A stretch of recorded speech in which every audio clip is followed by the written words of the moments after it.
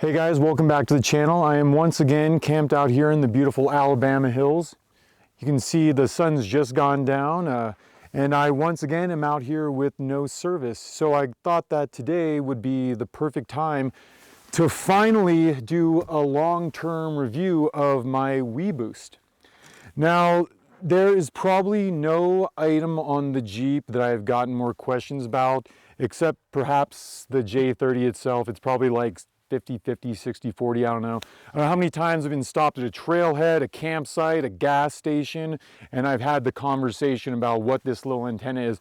After I made my install video, I also got a ton of comments asking questions about it. I got messages on Instagram, Facebook. I just had a lot of people asking me about it. And the big thing was simply, does it work? And I am here today to tell you, yes. Yes, it does, right? I'm kidding, it's not that simple, but yes, it absolutely does work, and yes, I do, I would say I 100% recommend it. Now, when I was researching the WeBoost, there are a lot of reviews online. Some people have made some videos. I hadn't seen anything JK specific, so that was why I made my video. And from what I understand, Wilson Electronics or WeBoost, if you email them asking about a JK install, someone told me that they will actually send you a link for my video, which I thought was very cool. Thank you, guys. First of all, I am in no way, shape, or form affiliated with Wilson Electronics or WeBoost. I bought this thing of my own money.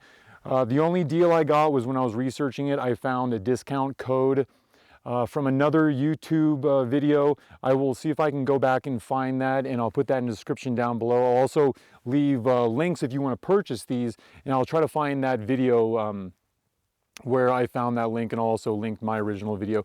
So yeah, guys, it does work. Now, the caveats to, and like I said, I read a lot of reviews beforehand and I saw a lot of mixed reviews. Most people seem to like it. There were those reviews where people were just saying, no, this thing is garbage, it doesn't work, it won't boost my signal.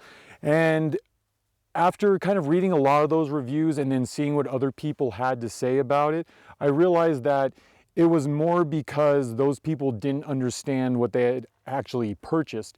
Now, people think that when you install this, you turn it on and all of a sudden it's just gonna, randomly pull a cell signal out of thin air, but that is absolutely not the case. Now, if there is no cell signal within reach for the WeBoost to boost, then it can't do anything. I mean, it's just, I don't know, like electronics, physics and stuff, it's just not possible. So you can say that it doesn't work because of that, but it's not really being fair. Now, say, like right now, I have no service, I turn it on, I might get 1 bar, I might get 2 bars, which is actually what I got. I turned it on a little bit ago to send a text, and I went from, no service to 1 bar, and then I was able to get 2 bars. And I mean, that's not like full-on LTE service, but I was able to send the text that previously would not send. So if you're expecting to turn this thing on and, sit out here in the middle of nowhere and stream Netflix and, go in the back of your van and play your Xbox and, have fun with your friends online, it's just not going to happen. Okay, you don't expect that from this. Are there devices on the market that can do that? I don't know. Maybe there are. None that I'm aware of that are as basically solid state and inert and simple as this. I'm just not aware of it. Now, when it does help, what I've noticed is that if I have no service, then it can help give me service. And I've used apps that show my uploads and download speeds. And I'm not going to do that today because it's boring. And I'm just going to tell you what I've done and what I've seen. Now, if you already have good service, I've noticed that when I turn the WeBoost on, it will actually slow me down, or it can slow me down. So if you already have good service, you don't want to be using this, from my personal experience. Now, upload speeds, I've noticed that whether I have good service or not, it's been pretty much across the board. Whether I'm in like a populated area or back here, it is going to up my upload speeds. And now, honestly, for someone like myself who's just more worried about sending out like a single text or maybe, uploading a picture to Instagram or whatever, that is great for me because You know, if it takes a while for text to get to me, that's fine, but you know, I like the upload increase. So that has pretty much been my experience. And yeah, I've been out places where I've turned it on and it's done nothing. And it's at no fault of, you know, Wilson Electronics or WeBoost. It's just that there was no signal there. You know, I've talked to other people with WeBoost as well, and they've had pretty much the similar consensus after a long-term review. So once again, short story long, yes, I do recommend it. Yes, it does work. You just have to be realistic with the expectations. Now, I think the biggest drawback to the WeBoost is that it was, you know, like $500 retail on Amazon or other sites. Like I said, I did find a discount code, but it wasn't, you know, it wasn't significant. So I would say you really have to do a risk versus gain and decide, you know, are you willing to pay that price point for, you know, the ability to send out a text or something? I don't know. It's up to you. Now, since I've installed the device, it's pretty much stayed the same. The only actual change that I've made was the antenna wire used to go from here straight underneath the glass and the seal here, and then to the WeBoost, and I had the cable coiled there. Now, I was told that that's not a good thing to do, or I don't know, that the cable should be outstretched more, and it was just, you know, I had like a little coil of cable just sort of hanging there with some Velcro and a strap. So what I did was I ran the cable back along the tailgate behind the spare in through one of these holes back here, and then, almost lost that.